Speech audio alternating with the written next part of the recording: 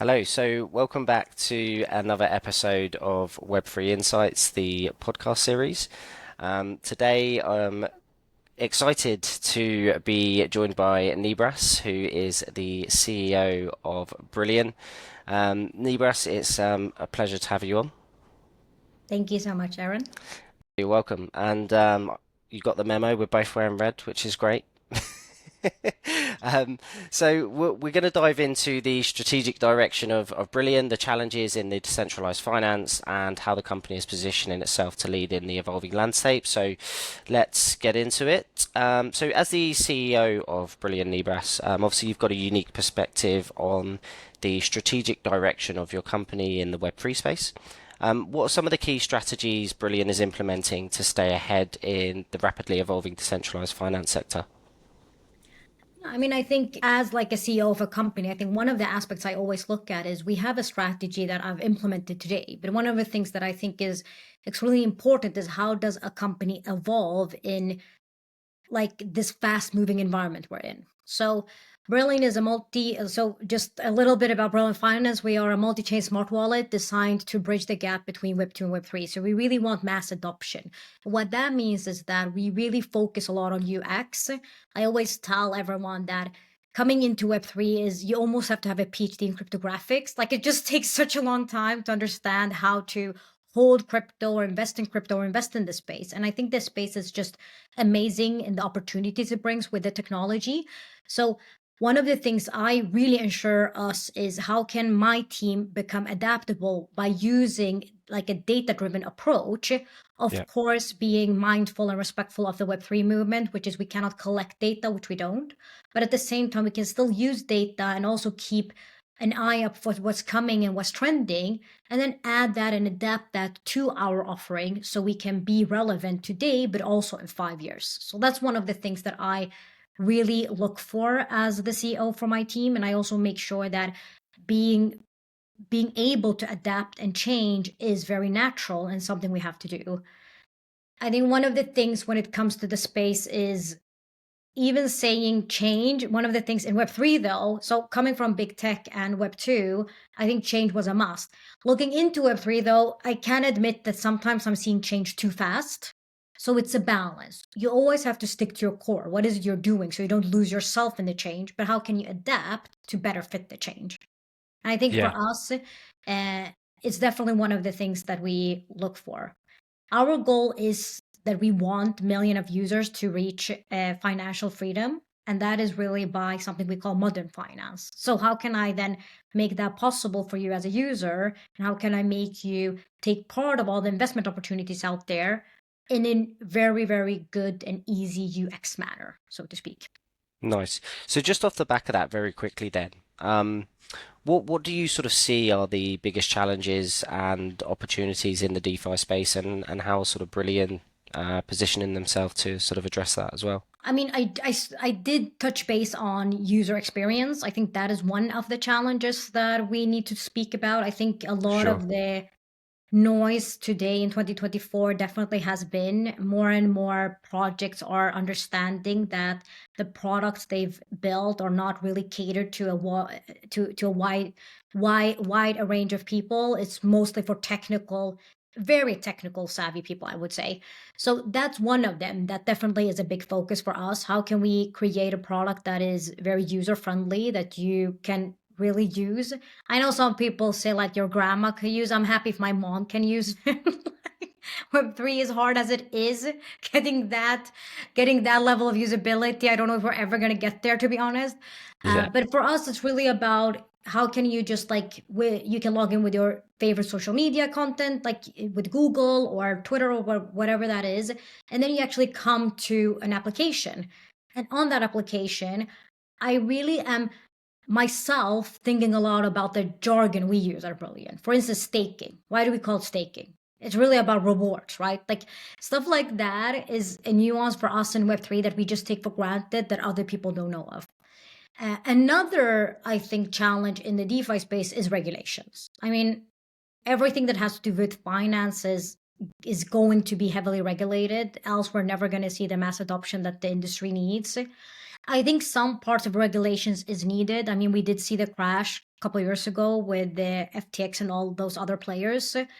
I actually, I know some people got real, like, of course, it wasn't good for anyone who was affected, including myself, to be honest, in some of the instances. But I actually think the industry needed it because we did need that crash in order to get serious and have some regulations in play. Because a couple of years ago, anyone could just create anything and get massive amounts of investment in without any regulations, which is what happened, right? We got the crash. We got it pretty early on, I would say. Like if you look at other industries who's done them the same journey, it took a while before the crash came.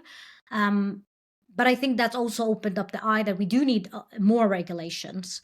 So how Yeah, can we work with the regulations in order to get the mass adoption the technology deserves? Some countries are adapting better than others. I really would love to see, I mean, I myself, I live in Sweden, and I would love to see Europe adapting faster than it is, to be honest. I sure. think Europe is taking regulations in an effect that's not super good for innovation. We're seeing a Hmm. lot of innovation project moving to Dubai or America because of that. So I really hope regulation also understand that you can't really shy away from technology. The technology is there. It's proven it's much more secure and better for the evolving of internet. So how do you then adapt to that? But on the other hand, how do we in the space create projects and products that can explain the benefit and also use regulations to be adaptable? So once those two come together, we're definitely going to see Web3 being widely used. I also talk about that I think Web3 is a weird term. It's like when I was younger, we didn't talk about Web 1 and Web 2. We were just in it. I Yeah, remember my teacher when I was really young talking about you can read about a person, and like I remember it was even India. Like you can read about a girl in India that was blogging, Web 1. Then Web 2 was when I was very young, we started interacting with each other, and you had like, Messenger. Do you remember that buzz sound? yeah, And yeah, then we could talk to people across the globe, but no one told us, oh, Web 2. So I think once we get to Web 3 is when you and I can interact, and I can just send you a monetizational value without having all the interfaces. We're at Web 3, and that's how it is, right? for sure, But for sure. I think Go. a lot there, and a lot of innovation, and I'm just excited to see how in 5 years this is going to change. Yeah. Nice. Going back to you mentioned about user engagement there. I'm really excited to, of course, talk about the new feature at Brillion. So obviously, Brillion's introduced Streams and Pokes, which is, a revolutionary system for user engagement. Could you sort of walk us through what Streams and Pokes is, but also how Streams and Pokes work and how they're sort of reshaping how users, sorry, connect with projects in the world of Web3? Absolutely. So I think introducing streams, it's very new to Brilliant. So I want to outline that today. And it's nothing that we have at the wallet now. So if you go into Brilliant, you don't really see it. It's more a feature that I added in and have announced more as this is one of the features I really want us at Brilliant to bring to our users, but also partnerships. Uh, Introduction of streams and pokes, I'm very excited about. So joining in May, I think wallets are amazing. I think they are actually the entry point to blockchain. I don't think they get the wide understanding that they actually need, and the understanding of what you cannot do anything on chain if you don't go through a wallet. And that was why I also was so excited to join Brilliant. But also the UX approach. One of the things that I really wanted to do is create a super app where you as a user come to Brilliant to get all the investment opportunities you can. So we are going to be a place for financial instruments such as holding crypto, taking part of like investing in real assets, take part of deep in project, but also we have the whole self-serving identity space because we also leverage KYC. So Okay. we have verifiable credentials. One of the things that really is apparent in the industry is though that a lot of so I was former a CTPO at a layer one. And if you look at it, a lot of projects such as layer ones, layer twos, and D apps, they're creating their own island in a way. So you have a project and a lot of things are happening. And how you get the community going is you have to be super active on Telegram, on Discord, on Twitter, right? What ends up happening is we're creating three places for users to get overwhelmed by. I mean, if you go into Twitter, it's almost impossible to follow all the noise. And Yeah. how we usually do it, we announce partnerships, right? But then with all the noise going on, a user such as you and myself are not really paying attention because there's a new partnership every day. And at the point where it's like, is this really a strong partnership? And then you have to go in and do some digging. So what I really wanted to do is how can we at Brillion connect the partnerships that we're bringing on at Brillion, but also the user to give them a more personalized, like a personalized understanding of what they want to follow, and how can I get the partnerships cutting through the noise and getting out to the users that actually want to follow them.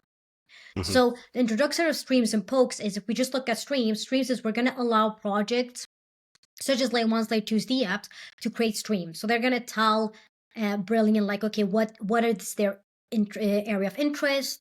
Let's say it's real world assets or DeFi or whatever that is. And then as a user, like if you're creating a wallet errand, on the other hand, like to be honest, there's so many projects going live, and this is just the beginning because we're at talking about Web3. Like imagine a couple of years when we get more and more mass adoption, how many projects are going to go live, how many tokens are going to go live. It's impossible for us to follow all the noise. Yeah. Yes, we're going to have AI to our help, but then how do I get you to subscribe to a stream, and how do I get a project that you're interested in to tell you, hey, we're live, we have an airdrop, come follow us? So that's the introduction of streams. On the other hand, pokes is, if you're not following a stream as a user, but you're allowing Brillion to send you notifications without your approval, you're getting poked. You're getting like someone is poking you. But in the other hand, you're allowing that because you know you're getting a reward for that. So that's how we have structured it. So if the project is poking you and you haven't really subscribed to their stream, you're allowing it because you know you're getting a reward in that token. So for me, it was really important to have benefits from both sides. The benefits for projects is how can they get to a community that they don't really hold and have, but a community is interested in them. And then for a community is how can I, as a user, actually tell Brillion what I'm interested into seeing. But if I'm getting outside of that interest, how do I get rewarded for the time that I spent when someone is buzzing me in a way? So yeah, it took a couple of weeks for me to nail down my thoughts in this, but Yeah. I'm really excited to see how this is going to be an extra benefit as a feature add-on to Brillion, and what it's going to mean for the partnerships and the community. It sounds very exciting. I mean, with personalized recommendations and gated streams, it seems like streams and pokes create a highly sort of curated Web3 experience. How important is personalization and exclusivity in sort of engaging users, and what role do sort of these features play in driving adoption of decentralized finance? Yeah. I think it's very important, and like leveraging AI in this space is going to be more important, because going back to what I was mentioning about, if you look at what's happening, if I'm just honest, I never like to talk badly about other projects. I mean, I like Twitter, but I also have myself noticed that I just lose focus because there's just so much bombarding me, and that's what I don't want. I don't want it to become too much of me annoying Aaron, the user, but more how can I use the knowledge that I have. So former to Web3, I was at Spotify for a couple of years. And one of Yeah. the things that the big tech does well is personalization. Like, I mean, most of us have Netflix, right? They do Yeah. that really well. They ask you, what do you like? And then you tell the system, but then they also use AI to give you recommendations that are curated for you. And that's the vision I have with Brilliant as well. As in, we will in a way understand who is Aaron, what's his interest, and then we will highlight new opportunities that are going to come to the space that can be interesting for you to take part of and invest in. One of the things we also will add is we're going to add a lot. We're going to add a lot of launch pads, and then you're going to also get access to new projects that haven't been released yet, so you can also actually be an active investor, like an early investor in that project before they have a token, like a token launch. I think personalization is really important to curate your interest, but also to capture the best investment for you. And then on the other hand, for the project, it also means that they actually get an engaged community, right? Because I think a lot of the things we see today is, oh, they have 500,000 followers on Telegram, they're reaching 1 million on Twitter, but then how many are actually engaged? Because engagement is more powerful and more important than the number. So at the other hand, as a CEO of a project, I'd rather have fewer but more engaged followers Yeah. that I also can, in a way, work with. Yeah. With regards to the read and earn model, obviously the read and earn model incentivizes users to engage with project updates and notifications. How do you specifically see this model transforming user engagement, and what sort of impact do you think that it will have on the Web3 ecosystem as more projects sort of adopt these strategies? Yeah. I mean, to be honest, I think more projects have adopted some of them. One of the things that I felt super interesting when I started looking into the space of blockchain and Web3 is really the whole self-serving identity area of it. Like, how do you sell your data, but how do you get rewarded for putting a lot of time into something? And that's really important for me, adding to this feature. So Yeah. as an example, so I also pointed out that this feature is not like we just introduced it. So it's always the case when you have a vision as a CEO or as a senior PM, and then engineering start looking at it, and then it's more about back and forth, what's realistic to do from an engineering point of view, and how do we get to that vision in stages. But the vision there is 100%. How can I, for instance, let's say a project comes in and then we go back to, if I tell you to go and follow them on Twitter, because Twitter is important in the Web3 space, and Telegram, you should be rewarded, right? So that's Yeah. small like that, small things like that is what we're working with. But then, I mean, I have a full vision about self-serving identity and how you can enable that. We just have to take some small steps so we don't overwhelm the person, going back to the UX approach. I think the space knows of this. And what I actually think we're going to see is more, how does Web 2 adapt to this? Because Yeah. a lot of Web 2 is you give so much for free. Just think about all the reviews people do on, oh, what's it called now? You know, like where you go and eat. Trustpilot? Yeah, like, no, but Trustpilot, but also all of these food reviews you do. Like, a lot of people Hmm. put so much time and energy and they don't really get anything back. Same with Reddit, right? Yeah. I mean, you get some back because some of them just have made a name for themselves on Reddit because they've curated so much information that you know that, oh, but that person is really, really a good developer. But at the same time, they're not, in my opinion, getting as much as time they've put in. So I actually think we're going to see the adoption of rewards for your time spent on Web 2 more. And that's going to be the revolution of Web 3 coming into Web 2, right? Like, Okay. when you give back your data, when you do something, you should get rewarded. And Hmm. I think if we can start showing that in an easy manner using our application, that can then be used on other applications. I think that's fantastic. I think that's incredibly important actually in the space, as you sort of said there as well. And for companies and projects that are using Brilliant's platform, how does Streams and Pokes give them sort of an edge in user engagement? Can you share sort of examples of how it's or how it will drive, high user attention or interaction? Yeah. I think if you just think about what we've just mentioned about cutting through the noise and getting engaged users, I think just there is a massive benefit for projects. I think the Yeah, other absolutely. hand is Brilliant. We've always really focused on being your partner, as in when we work with layer ones, layer twos, or D apps, I always tell them that no, but with us, you get a strategic partner in your wallet journey or as just a financial partner. One of the things some of them have started to understand, but which I honestly myself noticed when I was a CTPO, is one, when you are a CTPO or a CEO of a layer one, your biggest focus is the protocol level. You need to Yeah, make sure that that is really taken care of. And then a wallet becomes very redundant in a way. The other thing is a lot of wallets and also centralized exchanges today, they ask you for a ridiculous amount to be listed, and then they still get the benefit.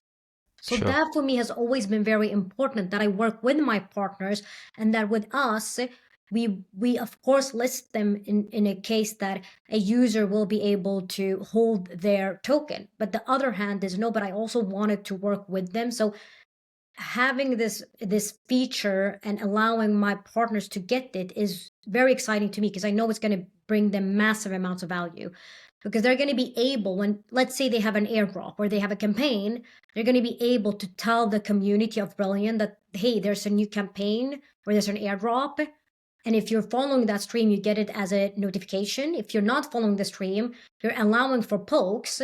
The partnership is going to be able to tell us how much money are you setting aside for poking people that are not following the stream that you want eyes and attention on. So this is my vision. Let's see how engineering tackles it.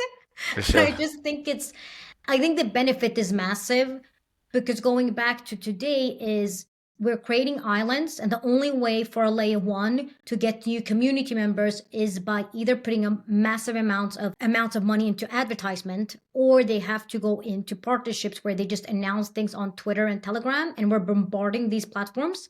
So Yeah. it is getting hard to get attention on you. Yeah. So I think that's really like going back to that, it's giving back to partnerships, but also Hmm. giving them a lot back. And that's what we're doing with Brilliant. We're being the partner and strategic partner, not just list yourself on our platform and then you get nothing back. Because that's what really is happening with a lot of the wallets and also centralized exchanges is that you're Yeah. just paying them, but then they still hold the community, they still hold the benefits, and you're not getting anything. So you're becoming even more detached as a layer one, which is very interesting as well. Yeah. um, so for So me, it's more like how do I bring them together and how do I create the platform for them? Like how can I give my partnerships the tools they need? And the more we work, the more we will learn, and the more we can give back to our partnerships and to all the like the apps that we're going to work with. yeah, no, fantastic. So partnership sort of being the key there. The concept of gamified engagement is central to streams and pokes. How do you see this gamification of interaction influencing the future of Web3 communities, and what feedback have you sort of received so far within that? I think gamification is just a name to make it more fun and engaging for a user, right? Like it's just a term that we use in Web2 to more show you what more you need to do in steps and how you can get to like a star user. Yeah, I think for me, going back to that is if you were going to gamify it and if we're going to require you to do something, you need to then be incentivized. So you get that by getting rewards, and then rewards will be translated into something that we haven't really decided yet. It could be a token, or it could be that if you get 1,000 points, you get a like you get 3 coffees for free or something. It could be whatever that is. I think going back to what we talked about with I think an important aspect is I don't want to bombard a user, but I also don't want it to become too much of a game where it also loses the attention of projects. Because it is important to get engaged users to project and actually users who really believe in your vision as a project and want to be part of your community and being an active part of the community. So we cannot also create a space where people are just using it and then within 6 months they get bored, right? yeah, Like of course. that's the trade-off you need to take as a CEO when it comes to gamification and reward structure is how do I create a space that's lasting and that actually gives value both ways without it becoming, oh yeah, like a friend of you calling you and say, Aaron, if you just put 1 hour a day, you're gonna get so much money out of this. Like that's not the idea. The idea is that we really help you in your financial journey as a user, but then for project is to find you as a user and really connect with you in a way. Because end of the day, we're still a multi-chain smart wallet, and our goal is to make millions of users financial free using the technology of Web3, which is what we call modern finance. So how can we enhance that so you get in with us and you actually get to learn about project and get to know about investments that are interesting to you as an end user? Fantastic. Um, so just to finish up then, is there any sort of insights or any exciting sort of news outside of this that you can give us that's going on within Brillion at the moment? Any sort of future projects or releases or any other new features that you wanted to share at all?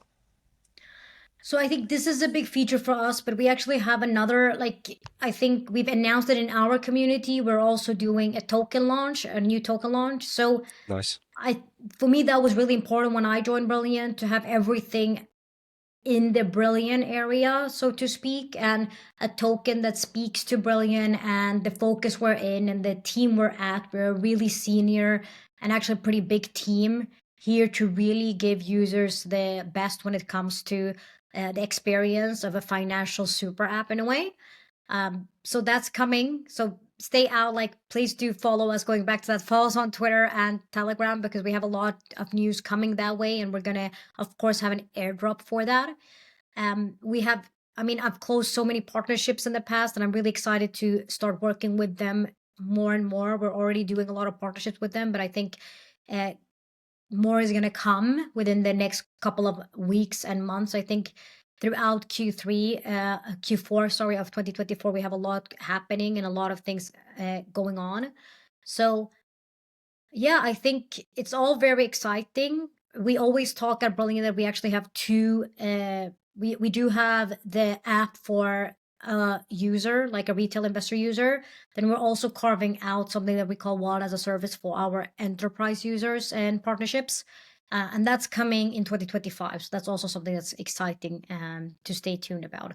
But it was really important for me to first focus on the app for ourselves and get that correctly, get the user really happy, seeing the value in that, and then proceed to the wallet as a service. Just so you nail one thing and you do it correctly, and then you can also replicate that in another, in the other platform that you're building. No, 100%, 100%, completely agree. Thank you so much for coming on, Nibras. Maybe we can jump on again in 2025 when you're coming to that launch, and next time I'll make sure that we're wearing different color tops for the podcast. No, no worries. Also, I just want to mention, so we are also building out a native app. That was also very important. So we right now it's a like we have a browser wallet, but of course, it's very important to have something that is native to your phone. You can of course use it on your phone, but not as a native app. So that's coming as well soon, and then a card as well. So following on that user journey, it's important for me to give that to a user. Like, you come to Brilliant, you see your investment grow, but then how do you then translate an investment to an actual purchase? I think that's one of the key aspects of a financial app. So that's also coming, and getting that user across as you come to Brilliant, you see your investment growing, and then you actually can go and purchase thing in your everyday life. That's really the aha moment for, like, wow, like Web3 is Yeah. very amazing. And if you, I don't, I think if you have all these steps, that's when you really are giving the user that financial freedom that they're asking for. No, absolutely. Well, thank you once again. It's exciting to see, obviously, how the project is not only, pushing the boundaries of decentralized finance, but also creating a more rewarding and personalized experience for users, with streams and pokes. For our listeners, if you want to stay ahead of the curve in Web3, make sure to follow Brillion's updates. Go and follow their page on LinkedIn and subscribe on there. And also, please check out their revolutionary platform. Thanks for tuning in to Web3 Insights, and we'll see you next time.